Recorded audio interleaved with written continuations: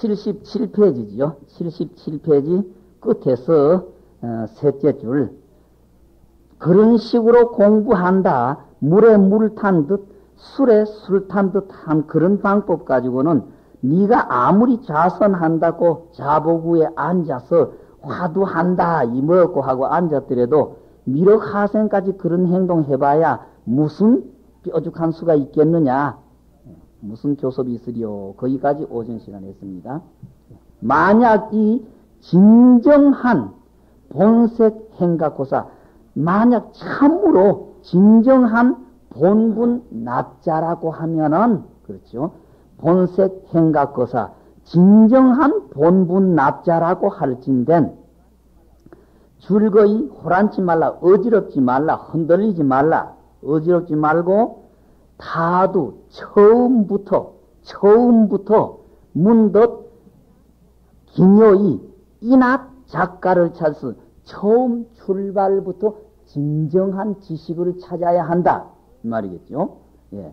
처음 출발부터 내 결심이 그렇게 서거들랑 처음부터 진정한 지식을 찾아뵈서 겨우 이런 밝고 한 말씀, 한 단어, 거착하다, 법문해 주시는 걸 듣고 다시 의치 말라. 그걸 이렇게 저렇게 따지지 말라.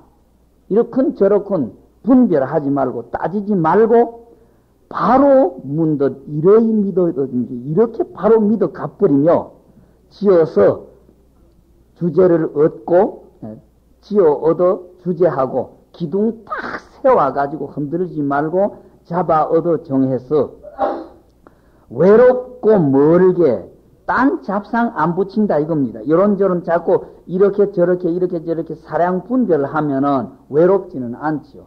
화두 하나만을 딱 들고 가니까 딴기 떨어져 버리니까 외롭다. 홀로 독자 그렇게 붙였죠. 외롭고 멀리, 높고 높게, 초외외하다, 높고 높다. 또 그 다음에 발가벗은 듯, 맑게 뿌린 듯, 그렇죠. 적나나 정세세. 뭐 보통 보면은 자꾸 정나나 적세세라고 했는데 요거는 뿔글 적자하고 말글 정자가 앞뒤가 뒤바뀌었다. 노인들이 그렇죠. 그러나 새기기로는 발가벗은 듯, 정나나 발가벗은 듯, 적세세를 맑게 뿌린 듯, 그렇게 풀이를 하죠. 해서 화두하는데 딴 생각 붙이지 말아라 이겁니다. 딴 잡념, 잡생각, 막 이렇군 저렇군, 막 이렇게 따지고 저렇게 따지고 필요 없다. 다시 위험하다, 죽는다, 된다, 안 된다, 위망덕시를 묻지 말고 다만 이러이 다다해가면 이렇게 한 걸음 한 걸음 해 나아가면은 그렇죠. 막연히 줄이 끊어지고 쐐기 나무가 부러지고 깃전인데 요 깃자는 잘 못됐죠. 나무목변에 개하발 개자선자 쐐기 설자라 그러죠. 쐐기 설. 말뚝을 받으면서 말뚝이 더 강하도록 옆에서 보충으로 꼽는 나무. 그러나 여기에서는 뭐 어떻든 그 배를 매든 돛대, 배의 돛대 나무라고 봐야 되겠죠. 배의 모든 줄이 끊어져 버리고 배의 돛대까지 부러져 버리고 파도에 배까지 엎어져 버린다. 여기에서 더러 말이 있었습니다. 말이 있었는데 풍파에 배가 줄이라는 거 다 끊어져 버리고 돛대가 다 떨어져 나가 버리고 돛대를 달아 올리는 그 기둥조차 끊어져 버리고 배까지 엎어져야 한다. 요거 직전 요걸 가지고 배는 엎어지면 안 되지 않느냐. 배는 있어야 다시 살지 않느냐. 절후 재생이니까 그 다음 글자가 끊어진 뒤에 다시 살아난다. 그러려고 하면은 배는 있어야 되지 않느냐. 그렇게 지라고 심지어 그것도 탄원 오스님도 어떻게 생각하셨든지 배는 엎어져서는 안 된다는 소리를 하시고, 그 법무사의 관조스님 같은 분은 그 덜 된 놈의 새끼라고 막 욕을 하면서 배까지 엎어져 버려야 된다. 뭐, 이 왈가왈부가 있었습니다. 우리도 그 무렵에 배까지 엎어져야 된다. 완전히 배까지 엎어져 버려야 된다. 그렇게 했고, 단원 스님 같은 어른도 생각을 미처 잘 못하셨는지 배가 엎어져 버리면 완전히 끝난다. 뭐 그런 말씀까지 해서 단원 스님이 그때 조금 생각을 잘 못하신 것 같아요. 완전히 파도에 배까지 엎어져 버리고 그런 다음에 끊어진 뒤에 다시 되살아난다. 되살아나서. 근데 분명히 배까지 엎어져 버려야 되죠. 여기에서는. 발 붙일 자리가 남아있으면 안 되죠. 요거는 식심뿌리. 우리가 내다 하고 살았다고 생각하고 있는 이 마지막 붙들고 있는 망상, 식심뿌리까지 떨어져 나가 버려야 되니까 완전히 배까지 엎어져 버려야죠. 배가 그대로 있어서는 안 되죠. 배까지 엎어져 버리고 그 다음에 끊어진 뒤에 다시 살아나서 저의 본지 풍광을 보리니 어느 곳에서 다시 부처를 찾으리요. 이렇게 되면은 따로 어디 부처 찾을 망상이라고 할까요? 그 무슨 필요가 있겠느냐? 또 한 개송이 있어서 대중에게 들어바치노라. 급한 물 여울 머리에 적은 배를 대서 간절히 모르니 굳게 이 승들을 잡을지어다. 기록할 기자는 잡는다. 그렇죠. 이것은 무슨 기억하다 보다도 화두를 꽉 잡는다. 문득 줄이 끊어져서 회피하기 어려운 곳이면은, 문득 줄이 끊어져서 회피하기 어려우면은 바로 온 전신의 피가 거스러 흐르리라. 무슨 우리가 일상에 먹기다가 어떤 아찔한 고비 이렇게 하면 온 몸뚱어리 뭔가 확 어떤 기운이 돈 다음에 땀이 탁짝 난다는 그런 순간이 있겠지요. 그거 전신에 피가 거슬러 흐르리라. 어떤 그런 고비를 겪을 것이다. 만날 것이다. 그 다음에 다시 개성이 만법기를 일기하러 만법이 하나로 돌아가는데 하나는 어느 곳으로 돌아가는가를 다만 깨끗하게 착의해서 의심함이 귀하다. 일부러 생각을 다 일으켜서라도 그 의심을 끌고 가는 게 귀하다. 필요하니 의심해서 정을 잊고 마음이 끊어지는 곳에 이르르면은 도착하면은 금까마귀가 밤중에 하늘을 뚫고 날아가리라.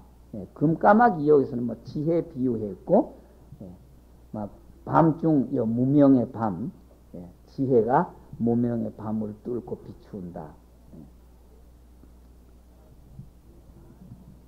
그 다음에 만약 이 일의 영공 공부를 하는 극제 마지막 극단을 궁구하건된 연구해보자면은 궁구하건된 정이 허공 속에 꽃을 심고 물 속에서 달을 거르는 것과 같다. 물 속에 달을 건지는 것과 같다. 그렇죠? 허공 속에 꽃을 어떻게 심으며 물 속에 달을 어떻게 건지느냐. 막 그릇마다 물 떠가지고 달은 다 건져진다고 하겠지만 물 속에 달은 잡을 수가 없죠. 그러는데 물 속에 달을 건진다는 단어 보통 예식에 보면은 법신, 보신, 화신, 찬에 가면은 월마은한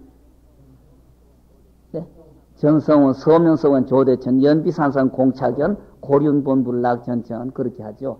석가부처님이 옛날에 깊은 산중에 가서 돌을 닦고 계시는데 산에 사는 잔나비들이 그 수행자 곁에 와가지고 같이 흉내를 내본다는 이야기입니다.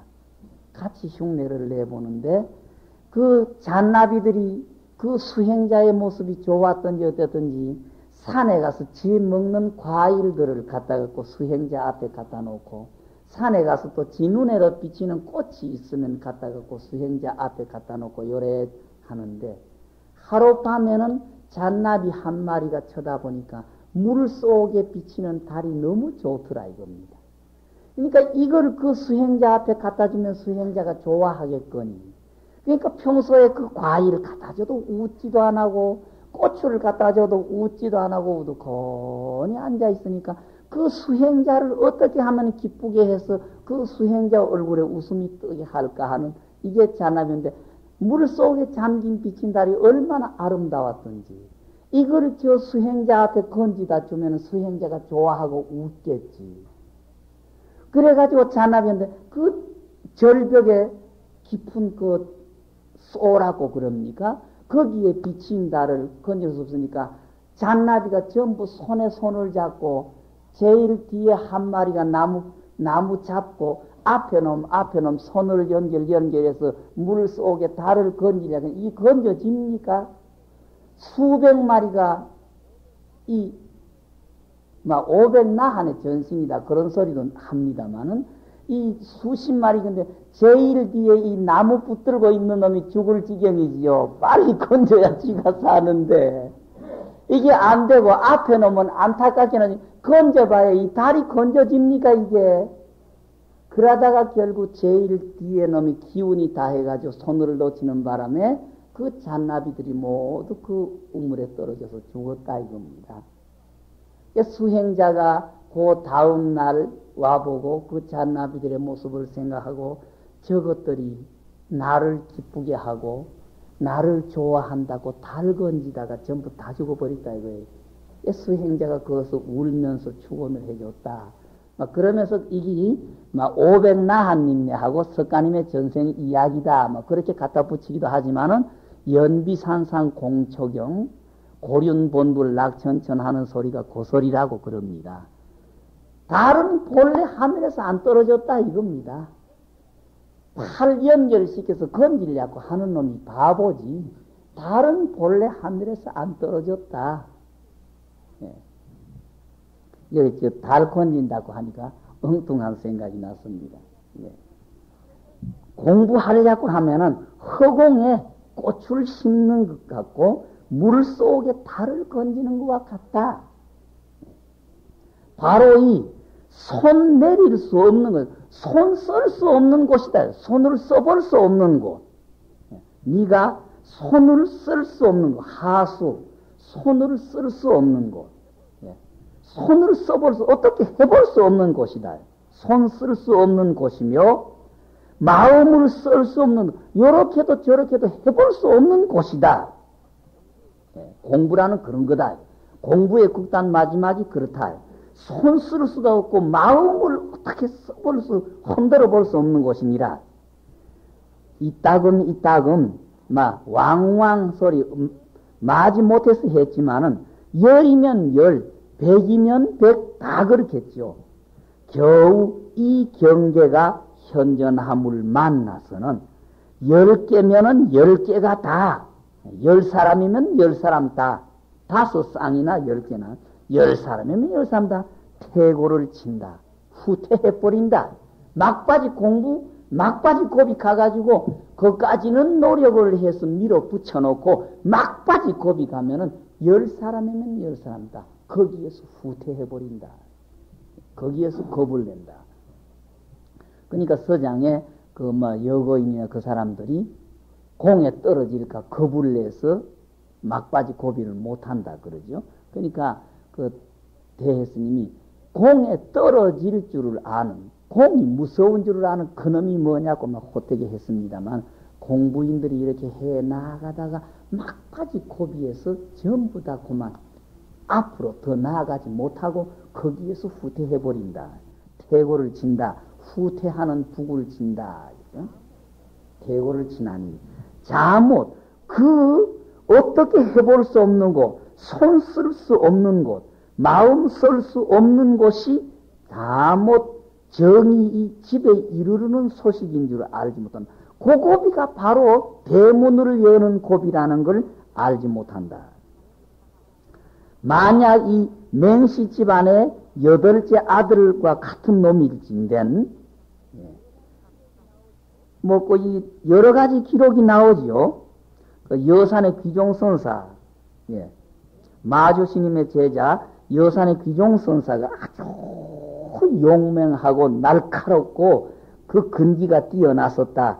그래서 그 뒤에 그 용맹한 사람, 용맹한 지식, 기틀이 맹렬하고 근기가 뛰어난 사람을 모두 맹팔랑한이라고 했다. 귀종선사가 성씨가 맹씨고 여덟째 아들이었었다. 또 서장에서는 보면은 남전노 스님의 근기가 뛰어나시고 진실한 선지식이었어서 그 남전노 스님의 성씨가 왕씨이기 때문에 왕노에게 물어라 하는 별명이 남전노 스님에게서 생겼다고 하듯이 여기에서는 맹팔랑 아주 근기가 뛰어나고 용기가 있는 이런 분을 맹팔량이라고 부르게 되었다. 여산의 귀종선사, 마조스님의 법제자 여산의 귀종선사가 성씨가 맹씨고 여덟째 아들이었었다.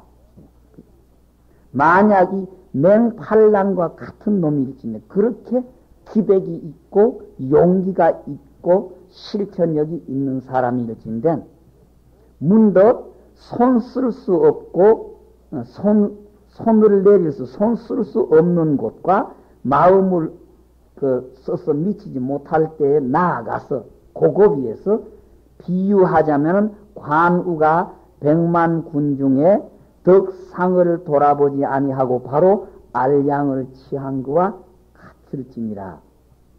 예. 요거는 삼국지 이야기죠. 삼국지에 보면은 유비현덕과 조조와 오왕 송건이가 서로 나라를 다투고 있다가 유비현덕의 군사가 언제나 지고 약하고 해서 언제나 몰리고 유비현덕이 조조에게 쫓겨서 패망해서 달아나버리고 관운장이라 그러죠. 관운장이라는 분이 그 유비현덕과 헤어져 가지고 행방을 찾지 못해 가지고 자기의 임금이요 의형인 유비현덕과 흩어져 가지고 헤어져서 어디로 갔는지 모르고 생사를 몰라 가지고 할 때 할 수 없어 가지고 조조에게 가서 의탁하고 있었다. 조조라고 하는 분은 그 관운장의 그 용기와 지략과 그게 아까워서 인물이 아까워서 자기 밑에 붙들어 가지고 자기 밑에 장군으로 쓰고 싶은데 가진 대접을 다 했지요. 심지어 관운장이라는 분이 이 수염이 참 좋아가지고 수염이 한자나 돼가지고 이 수염을 늘 보존하는데 조조가 그 비단으로 가지고 수염 주머니까지 만들어주고 그 가진 용성한테 했는데 언제나 관운장은 자기의 의형이요 자기가 섬기는 그 유비현덕의 소식만 딱 들으면 떠날 예정인데 조조는 이 관운장을 붙들어이고 싶어 가지고 참 애를 썼다. 그러다가 유비현덕이가 어디에 있다는 소식은 알게 되는 이때에 그 조조에게 원소라고 하는 그 대군사가 100만이라는 군사를 끌고 조조를 치러 들어와 가지고 조조의 군사가 자꾸 터져 나가는 바이에요. 그 원소라고 하는 분 밑에 대장군이 알량이라고 하는 대장군인데 조조의 군사가 몬땅하는 거예요. 자꾸 조조의 군사가 밀리는 거예요. 그러니까 관운장이 이 기회에 은혜 갚아놓고 나는 떠나야 되겠다. 떠나는 김에 여기에서 몇 년 동안 신세를 내가 갚고 간다고 그래서 술잔 요거 하나 딱 들었다가 술잔 씻기 전에 내가 이 술잔 씻기 전에 가서 알량을 잡아가지고 오겠다.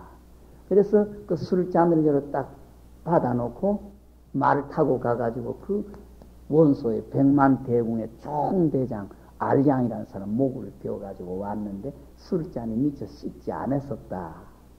이런 막 거짓말, 부풀만 거짓말을 하고 거기에서 나왔습니다.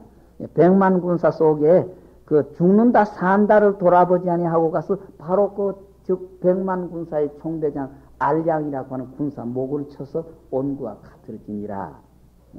그러니까 용맹심이 있는 사람들은 손 쓸 수 없는 곳, 마음 쓸 수 없는 그 속에서 사는 길을 개척한다. 한 곱이 더 나간다. 진실로 이와 같은 조략과 이와 같은 용맹과 날카로움이 있을진된 가음하라 손가락 탁 튕기는 사이에 공을 거두며 찰나에 범부를 고쳐서 성자 이루음을 시하거니와 그렇게 될 수 있거니와 만약 그렇지 못하다고 하면은 넉넉히 시간을 넉넉히 잡아가지고 미륵하생에 참고해서 미륵하생에 이르더라도 56억 7천만 년이라 그럽니까?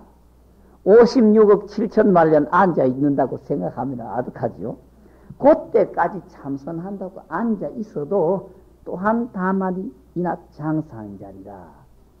아마 장시성을 가지신 스님 한 분이 공부에 향상이 없고 우두커니 하는 분이 계셨던가 보죠. 그러니까 여기에서 꾸지럼을 해놓고 이렇게 그런 식으로 공부하면 미륵하생까지 가봐야 별 용맹 없고 뾰족한 수 없다. 아무개하고 똑같은 놈이다. 그런 뜻이죠. 또한 다만 이나 장상자리라. 나벌 30일이 죽을 시간이 시절이 얼른 이르러니 죽을 시간이 자꾸 다가오고 있으니 노주와 다못 등롱은 다시 합수를 쉴지어다.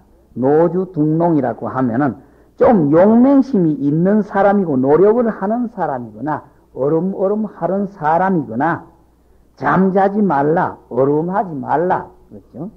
얼굴을 엿보아서 당기를 채접하며 기틀에 당해가지고 그 정면을 볼지니라. 여기에서는 지도자 입장에서 납자를 쳐다보고 또 납자 입장에서 지도자를 쳐다볼지니 뜻은 그렇죠. 서로 끌어준다. 그러니까 문득 눈동자를 대질러 긁으면은 밝히면은 눈동자를 한번 부릅뜨면은 살펴 진흙 속에 가시가 있음을 살피리라 조고하리라. 진흙 속에 가시 그러니까 무명의 망상 속에 부처가 있는 것을 바로 얻어내리라. 죽는 시간이 다가오니까 부지런히 하라. 그렇죠.